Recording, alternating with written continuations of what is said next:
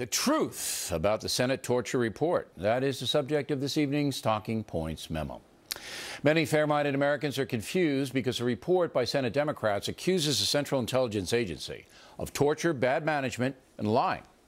But at this point, every single CIA leader since the 9/11 attack has refused to endorse the report. And three of them wrote a scathing op-ed today in the Wall Street Journal calling the Senate report bogus and dangerous. Every American should read that op-ed.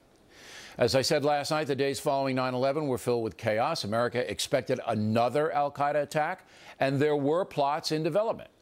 Because the CIA had failed to detect the al-Qaeda attack on 9/11 that killed nearly 3,000 Americans, the agency was under intense pressure.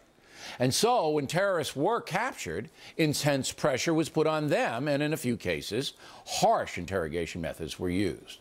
President Bush and Vice President Cheney ordered those coerced techniques, and both men stand by them today, saying that thousands of lives were saved by information gathered. The Democrats on the Senate Intel Committee dispute that, saying nothing was learned that could not have been gleaned by nonviolent interrogations. Based on available evidence, Talking Points is siding with the CIA people. Look, we're fighting a war. I have a book on World War II, Killing Patton, so I know what I'm talking about. Bad things happen in war. After the German SS massacred Americans during the Battle of the Bulge, U.S. troops shot and killed Germans who had their hands up trying to surrender. That was wrong, but it happened. And the U.S. High Command largely overlooked it, understanding the tremendous emotions involved. It is the same thing with coerced interrogation, but opinion lines are drawn on ideology. Listen to this exchange between NBC News anchor Brian Williams and former CIA Chief Michael Hayden. What if you, God forbid, members of your family had to undergo some of the treatments we are reading about in this report? Can you personalize it in that way? I actually think, Brian, that my concern or my outrage, if that were ever done to any of my family members, would be somewhat muted if my family members had just killed 3,000 of my citizens. And then there's President Obama, who doesn't really know what to do here, as this soundbite makes clear. I don't think that you can know what it feels like to know that America's gone through the worst attack on the continental United States in its history. And you're uncertain as to what's coming next. So there were a lot of people who did a lot of things right and worked very hard to keep us safe. But I think that any fair-minded person looking at this would say that some terrible mistakes were made in allowing these kinds of practices to take place. But Mr. Obama's own CIA chief, John Brennan, says he does not believe the Senate report. Quote, "Our review indicates that interrogations of detainees on whom coerced interrogation was used did produce intelligence that helped thwart attack plans, capture terrorists, and save lives," unquote. Thus, the president and his own CIA chief differ on a very important situation. What it comes down to is you, the everyday American. The truth is, mistakes were made. But they were made in the fog of war to protect Americans. We're not a torture nation, and the left wing, which drives stories like this, is incredibly irresponsible. Look, we tortured and we still have al-Qaeda. We tortured and we have ISIS. We tortured and we didn't stop the resurgence of this form of fanatic and violent Islam. So torture didn't work either. That is one of the dumbest statements I have ever heard. Everyone knows that aggressive tactics towards al-Qaeda have decimated that group, led to the demise of Osama bin Laden, and prevented another 9/11 attack. Every sane person knows that. Final question. Who would you rather have protecting you, Bush and Cheney, or Ms. Walsh and her cohorts?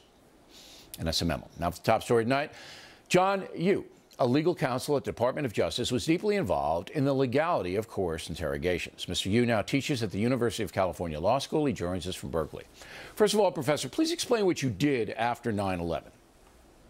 I worked in the Office of Legal Counsel of the Justice Department, as you mentioned, and my job was to review the legality of a lot of the policies right after 9/11, ranging from invading Afghanistan Guantanamo Bay interrogation measures and NSA surveillance.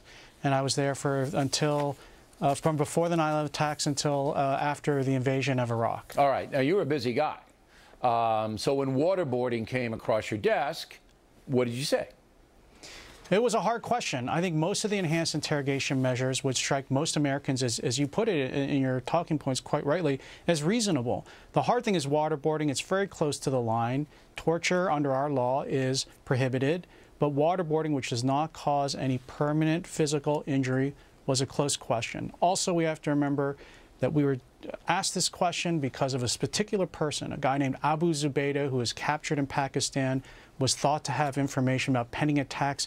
And as you said, we were just a few months after the attacks. 3,000 people have been killed. We knew very little about al-Qaeda, stunningly little about al-Qaeda at the time, and we knew they wanted to carry out pending attacks. I think any responsible president of either party would have ordered enhanced interrogation of someone like that under those circumstances. All right, so you looked at, you reviewed it, you said it was okay under the law, and then it went forward.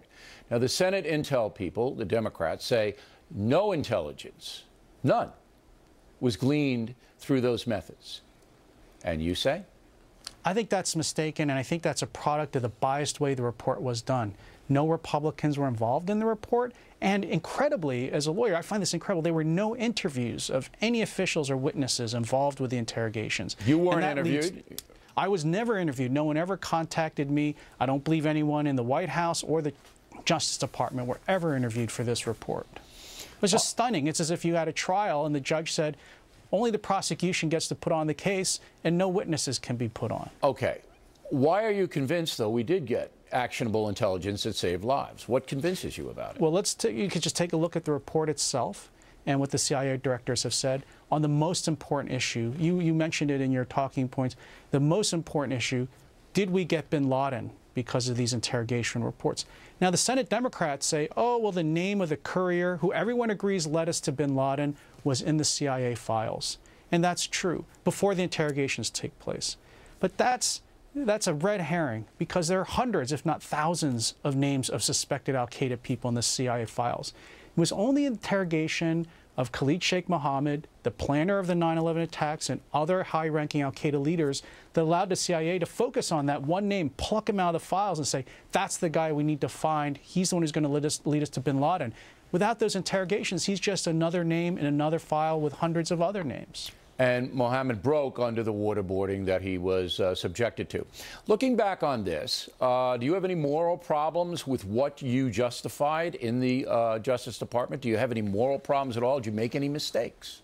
Now, of course, as you said, there were mistakes made. I attribute a lot of the mistakes you see in the committee report not to what the Senate Democrats think, which is some CIA conspiracy to cover up brutality for no reason. I think what happened, you actually pointed out, I think there's a fog of war here.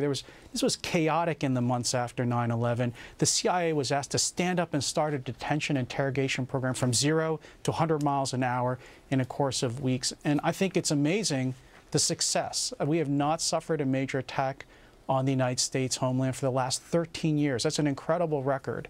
And so that's the way I would think about it morally. Yes, morally, I have issues with having to do something like this, but in an extraordinary circumstance, in an emergency when thousands of American lives were at risk, I think it would be, to me, the moral choice is actually to save those American lives, even at the price of the rights of some al-Qaeda leaders. All right, Professor, we appreciate it. Thanks very much.